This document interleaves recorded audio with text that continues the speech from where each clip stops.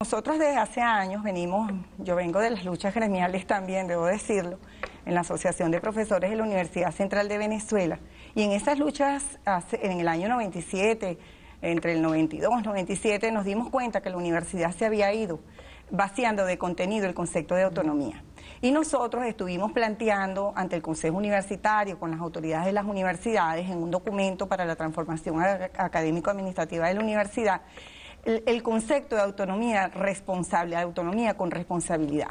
Porque la autonomía no significa que sea un Estado dentro de otro Estado, sino y que la autonomía con responsabilidad implica la necesidad de que las universidades, por ejemplo, rindan cuentas.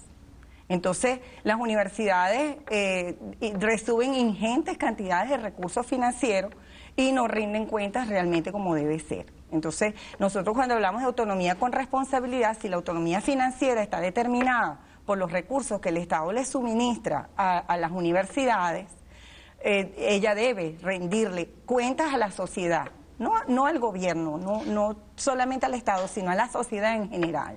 La autonomía en el capitalismo es una autonomía relativa con el tema de las universidades, porque se ha dado una tendencia en el país no tan marcada, pero a nivel mundial, donde no solo se patrocinan proyectos por parte de empresas privadas que buscan investigaciones en los recintos universitarios, se patrocinan estudiantes como si fuesen fichas de un equipo de fútbol que terminan siendo ya incorporados desde el momento de la academia a un proceso empresarial, a una investigación farmacéutica, científica, la verdad poco ligadas a las necesidades de la sociedad, sino a las necesidades de la empresa. ¿Qué autonomía es esa? Bueno, es que ya allí empieza a cuestionarse la autonomía. Y fíjate que lo paradójico es que justamente una vez que se inicia, en el caso venezolano, una vez que se inicia la revolución, precisamente a la autonomía se le da rango constitucional por primera vez en la historia. Sí, es justamente este proceso el que la reconoce en su dimensión académica, política, social. Sin embargo, en el capitalismo y sobre todo en el capitalismo más avanzado, más desarrollado y más voraz, las universidades, ese concepto de autonomía realmente es muy borroso. Es una autonomía que lo que hace es que desarticula la universidad del compromiso de país para articularla al compromiso de los grandes intereses transnacionales. Henry Giraud, que es un autor importante en el campo de la pedagogía crítica, denuncia la vinculación de las universidades norteamericanas a los intereses del complejo militar.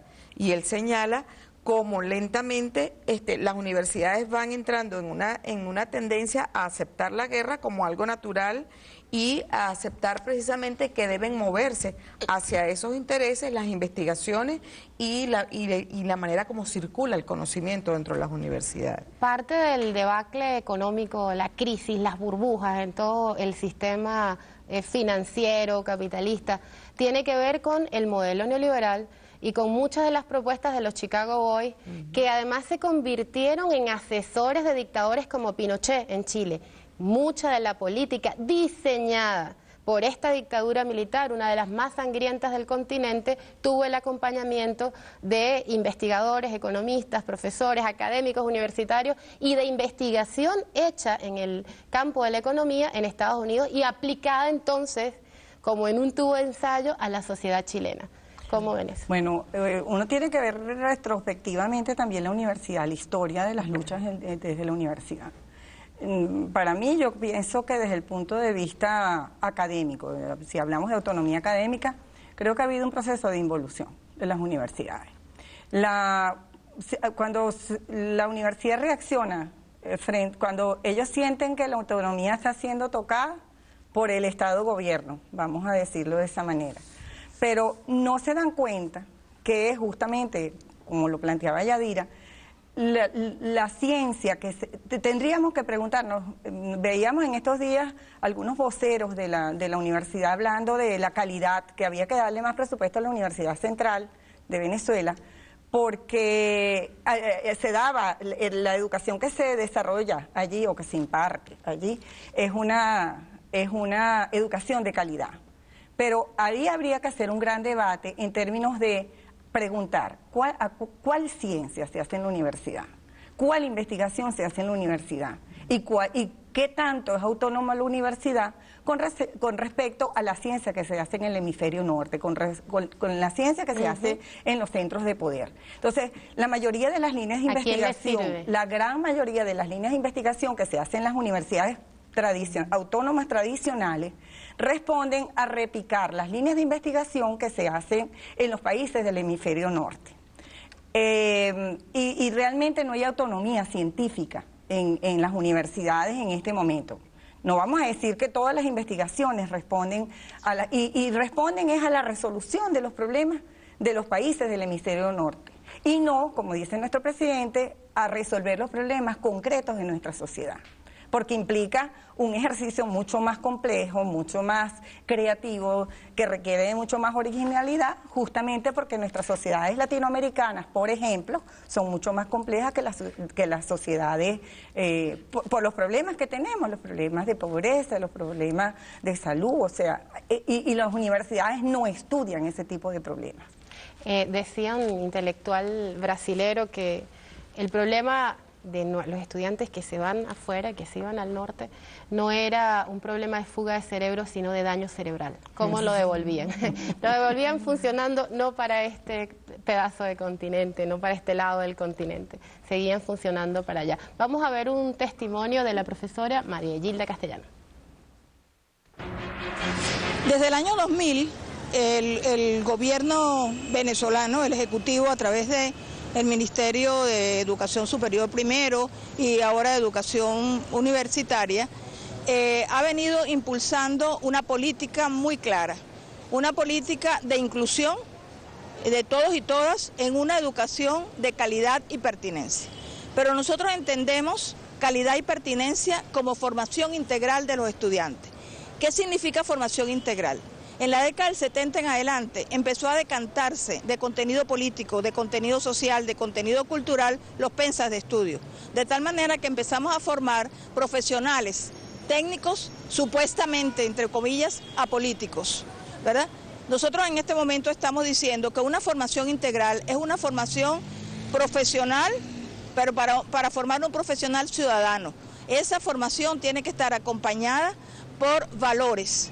Valores como la justicia social, la solidaridad, la ética, la complementariedad, el respeto al otro, el trabajo colectivo. Esos valores son fundamentales para que el profesional que egrese posteriormente tenga responsabilidad social, responsabilidad ética, responsabilidad ambiental. A ver, esto de la formación integral, los valores, la ética.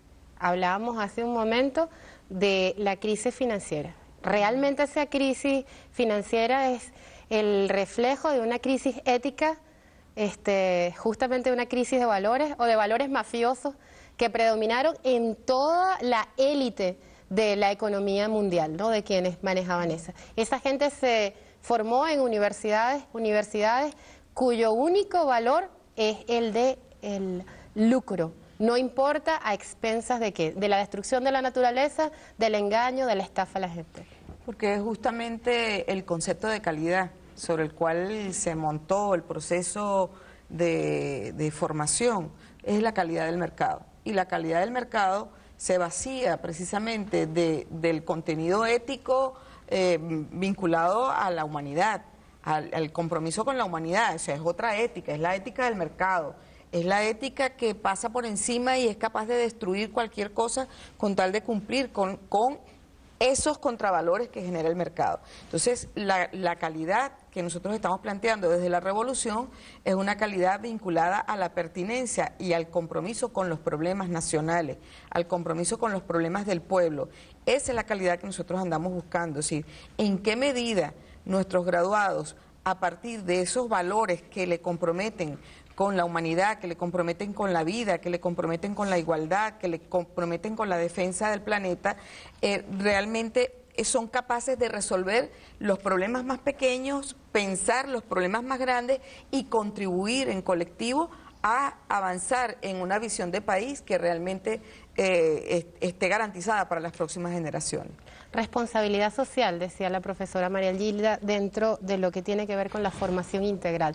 Bueno, nosotros venimos de lo que se calificó como la podredumbre burguesa, lo que acabamos de pasar también en Venezuela con la crisis bancaria, donde vimos la ética de esos sectores, que son sectores que tuvieron acceso a la educación Claro, superior. es que se forma o se deforma a los estudiantes en la universidad con la ética del capitalismo, que es la ética, como dice Vladimir Lazo, del egoísmo. Entonces, y nosotros la propuesta que hacemos desde el campo revolucionario socialista es la propuesta de la pedagogía crítico-social o radical, que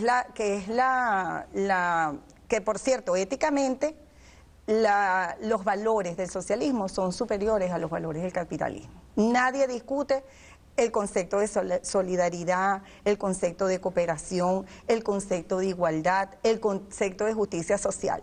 Nadie discute eso.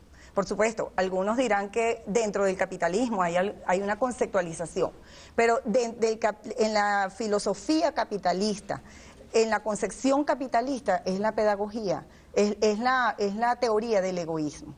Y nosotros estamos planteando la formación de los ciudadanos y las ciudadanas, de nuestros republicanos y republicanas, dentro de una concepción de la pedagogía crítica radical, que es la pedagogía de la emancipación. Es la pedagogía antineoliberal, contrahegemónica, antiimperialista.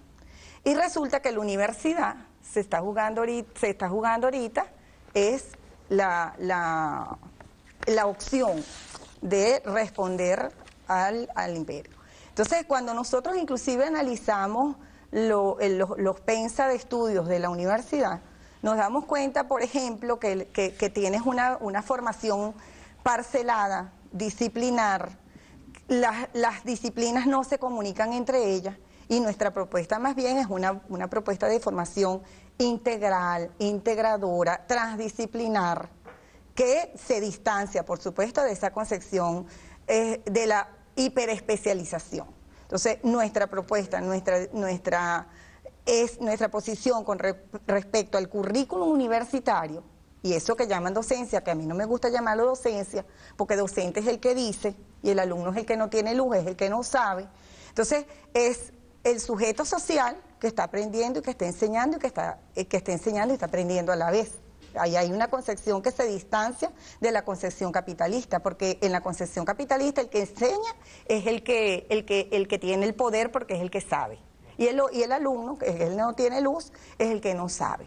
Entonces, en la universidad, y por supuesto, cuando nosotros hablamos de pedagogía crítico-social o radical, nosotros estamos tratando de fomentar, de promover, de instalar la nueva cultura política para la hegemonía socialista, que es la hegemonía humanista, radical, humanista, social.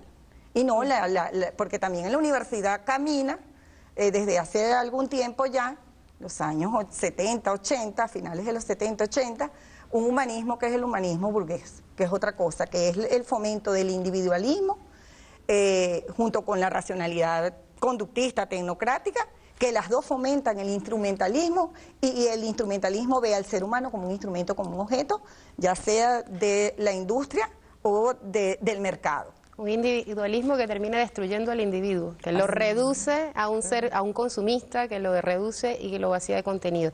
Nosotros vamos a cerrar este segmento con una intervención de nuestro comandante presidente citando a Bolívar en esta búsqueda de una educación que nos liberara, no que nos oprimiera.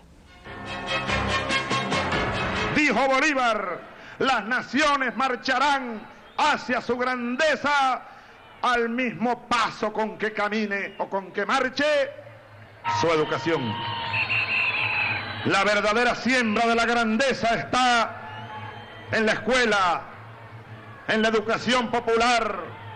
Ahí es que se hace o no se hace una patria, a través de la educación. Ahí es que se hace o no se hace una república. Por eso el empeño que mi gobierno desde el primer día le ha puesto a la educación venezolana, a la educación popular.